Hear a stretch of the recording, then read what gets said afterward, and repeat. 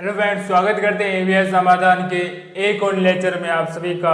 और जो हमारे चल रहा था सेमेस्टर सेकंड, और सेमेस्टर सेकंड के अंतिम यूनिट नंबर 4 चल रही थी, जो थी कार्बोक्सिलिक अम्ल, जो हम पेपर सेकंड के तहत कर रहे थे। अब तक हमने जो प्रीवियस लेक्चर के अंदर हमने जो टॉपिक स्टार्ट किया था वो किया था मैलिक अम्ल। मैलिक अम्ल में हम पढ़ चुके थे हमें वो किस प्रकार से प्राप्त होता है। वो हमें फलों से प्राप्त होता है, सेव, कच्चे सेव से, नाशपाती से, केले से और अंगूर से प्राप्त होता है। उसका जो नाम था वो लैटिन भाषा के शब्द मेलोन से पढ़ा था, जिसका अर्थ है कच्चा सेव। फिर हमने उसकी कुछ केमिकल रिएक्शनों के बारे में पढ़ा था कि हम उसको किस प्रकार से मैलिक अम्ल को निर्माण करते हैं। बाद में हमने पढ़ा था 3 प्रकार के होते हैं, डी प्लस मैलिक अम्ल और एल माइनस मैलिक अम्ल, और एक क्या प्राप्त हुआ, रसेमिक मिश्रण प्राप्त हो रहा तीसरे टाइप के अंदर, जो था डी प्लस और एल माइनस का मिश्रण था।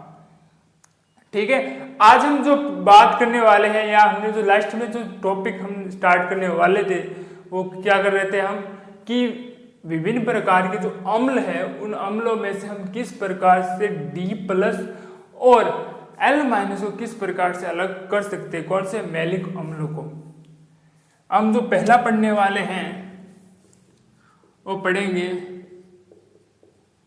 एस्पोटार्किक अम्ल, एसोपोटिक अम्ल। किस प्रकार से रचना होती है इसकी, कुछ नहीं होता। जिसमें आपने ब्रोमोसिक अम्ल की अगर बात की थी, वहां पर जहां Br दिखाई दे रहा था वहां को केवल अमोनिया ऐड करना, एसोपोट्रिक अम्ल हमारा बन जाता है। तो सिर्फ अमोनिया ऐड कीजिए इसके साथ, COH C2COH। ठीक है, अब इसकी रिएक्शन किससे साथ करवानी है, HNO3। कुछ नहीं करना, यहां पर आप सिर्फ OH ऐड कर लीजिए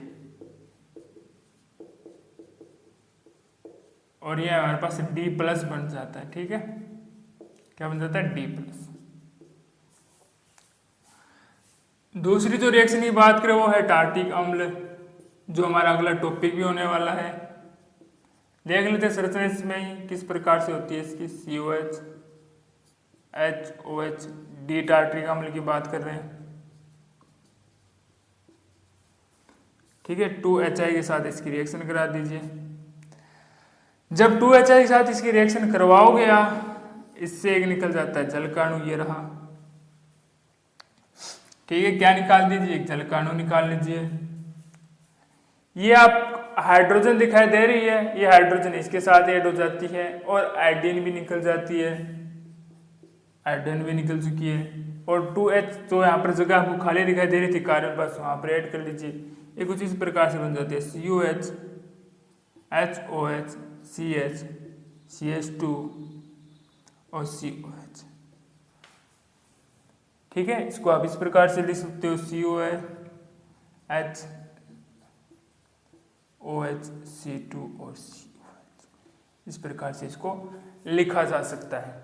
अब हम जो बात करने वाले हैं, अब पढ़ेंगे इनके गुणों के बारे में।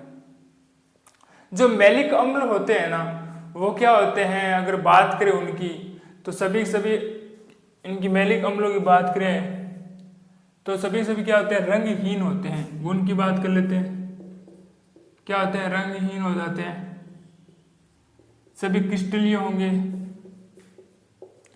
और आर्द्रता ग्राही। सभी क्या होते हैं, आर्द्रता ग्राही होते हैं। 3 बेसिक प्रॉपर्टीज है इनकी। एक तो होते हैं सभी कलरलेस होते हैं, अर्थात रंगहीन, क्रिस्टलीय होते हैं, और क्या होते हैं, आर्द्रता ग्राही होते हैं। इनके अगर गलनांक की बात करूं मैं, बॉइलिंग पॉइंट की अगर मैं बात करूं, ये होता है 100 डिग्री सेल्सियस होता है, 100 डिग्री सेल्सियस होता है इसका। और अगर मैं तुलना करूं इसके कार्बोक्सिलिक अम्ल के गलनांक से, वो होता है 130 डिग्री सेल्सियस होता है। क्या होता है, 130 डिग्री सेल्सियस होता है। और जो कार्बोक्सिलिक अम्ल की मैं बात करूं तो आर्द्रता ग्राही भी नहीं होता है। क्या नहीं होता है, आर्द्रता ग्राही नहीं होता है। ठीक है, अब जो हम बात करेंगे इनकी कुछ केमिकल रिएक्शनों के बारे में बात करने वाले हैं। क्या बात करेंगे? उनकी कुछ केमिकल रिएक्शनों के बारे में बात करने वाले हैं। पहली केमिकल रिएक्शन देखते हैं।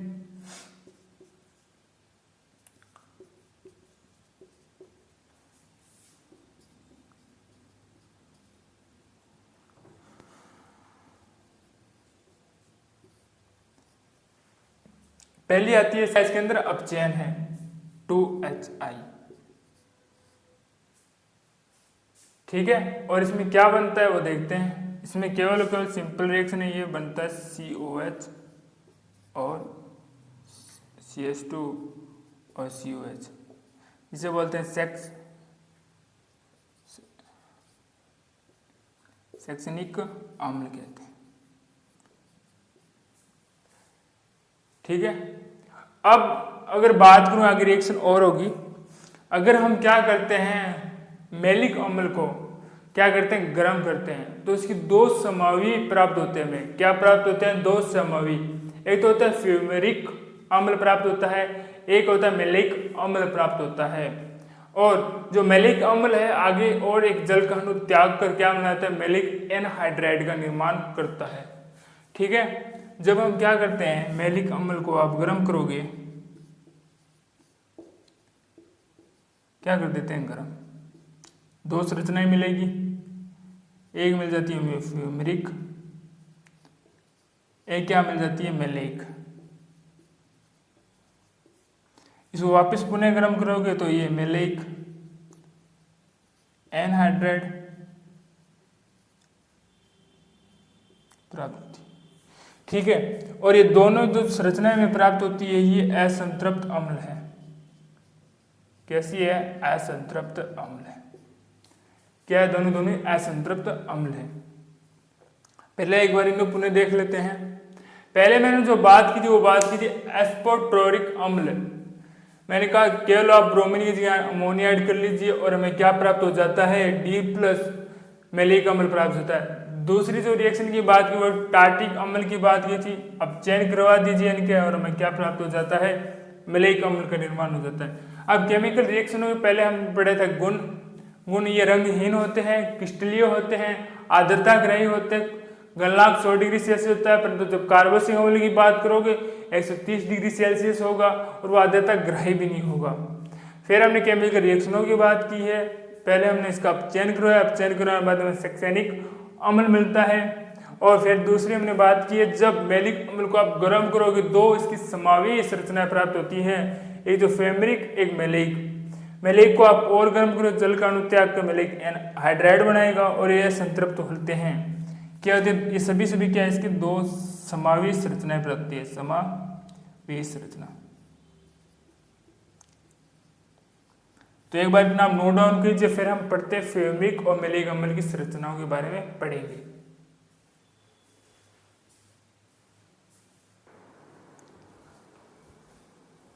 देखिए अब जो हम बात करने वाले मैलिक अम्ल की दो समावी संरचनाओं की बात करने वाले, फेमरिक अम्ल और मैलिक अम्ल किस प्रकार से बनते हैं, ठीक है।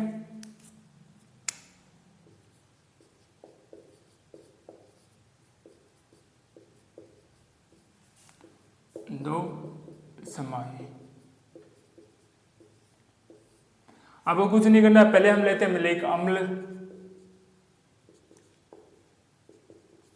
ये रहा हमारे पास मैलिक अम्ल। आशा करते हैं आपको अच्छे से इसका जो स्ट्रक्चर है संरचना याद हो चुकी होगी। इसको कुछ नहीं करना है, गर्म करना है आपको। जब इसको आप गर्म करोगे तो इससे निकलता है एक जल का अणु। क्या निकलता है? जल का अणु। देखिए यहाँ से ये निकल जाता है, एक तो एक हाइड्रोजन यहाँ से लेकर निकलेगा, तो यहाँ पर क्या बच जाता है? CH डबल बॉन्ड CH और COH और CHOC। अब कुछ ये इस प्रकार की जो संरचना है इसको ही बोलते हैं फेमरिक अम्ल।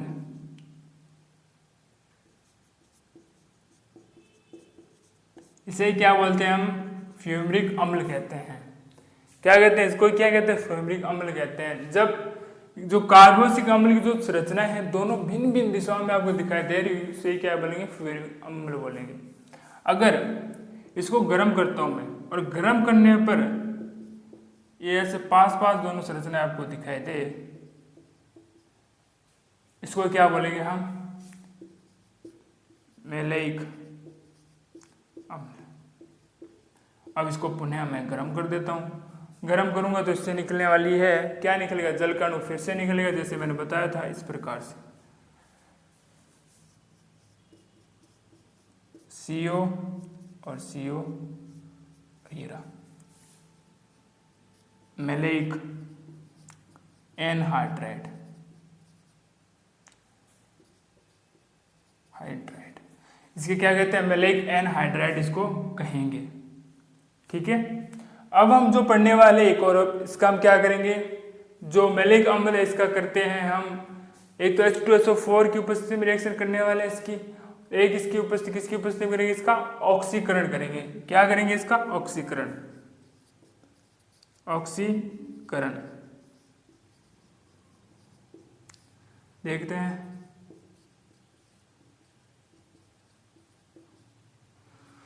इसको मैं थोड़ा क्या करता हूँ, इस प्रकार से लिख लेता हूँ, इस प्रकार से ना लिखकर इसको मैं थोड़ा लिखता हूँ इस प्रकार से।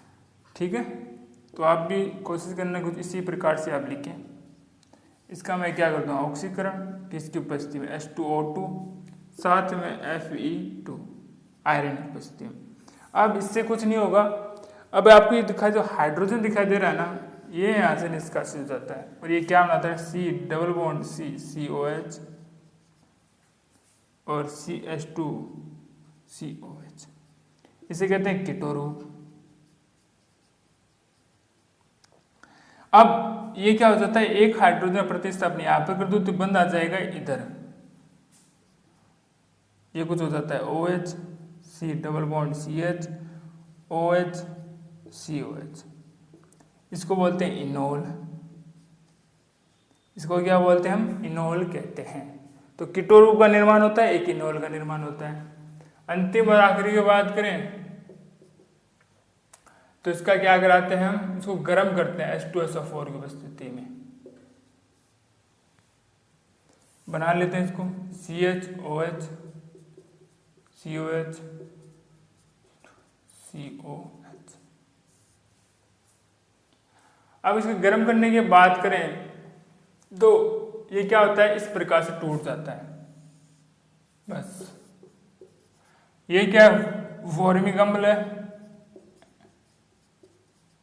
इस प्रकार से टूट जाता है, ये फॉर्मिक अम्ल में टूट जाता है। एक बार पुनः देख लेते हैं इनके। देखिए पहले हम बात करते हैं मैलेइक अम्ल के दो समावी, फेमरिक अम्ल और मैलेइक एनहाइड्राइड की। इसको करते हैं गर्म, जब गर्म करोगे अगर दोनों कार्बोक्सिलिक संरचनाओं को हम दोनों विपरीत दिशा में लिख देते हैं, इसको बोलते हैं फेमरिक अम्ल। एक ही दिशा के अंदर उसे बोलेंगे मैलेइक अम्ल। पुनः गर्म करेंगे, जल का निष्कासन होगा, क्या बनाएगा, मैलेइक एनहाइड्राइड। ऑक्सीकरण कर दीजिए, H2O2 हाइड्रोजन पेरोक्साइड, ऑक्सीजन और आयरन की उपस्थिति के अंदर, और हमारे पास क्या प्राप्त है, एक तो कीटो रूप प्राप्त होगा, एक इनोल प्राप्त होता है।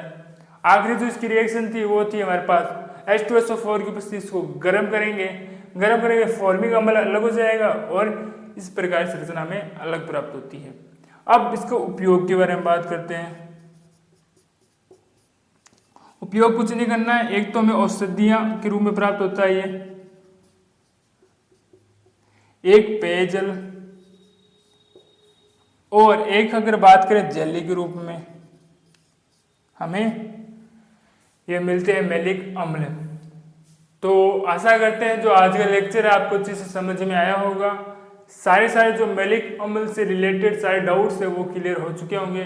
फिर भी मन के अंदर कोई डाउट्स रहता है तो कमेंट्स बॉक्स में लिख दीजिएगा, उसको आने वाली क्लास के अंदर उसका जरूर सोल्यूशन दिया जाएगा। मिलते हैं आपको एक और लेक्चर में, तब तक के लिए धन्यवाद।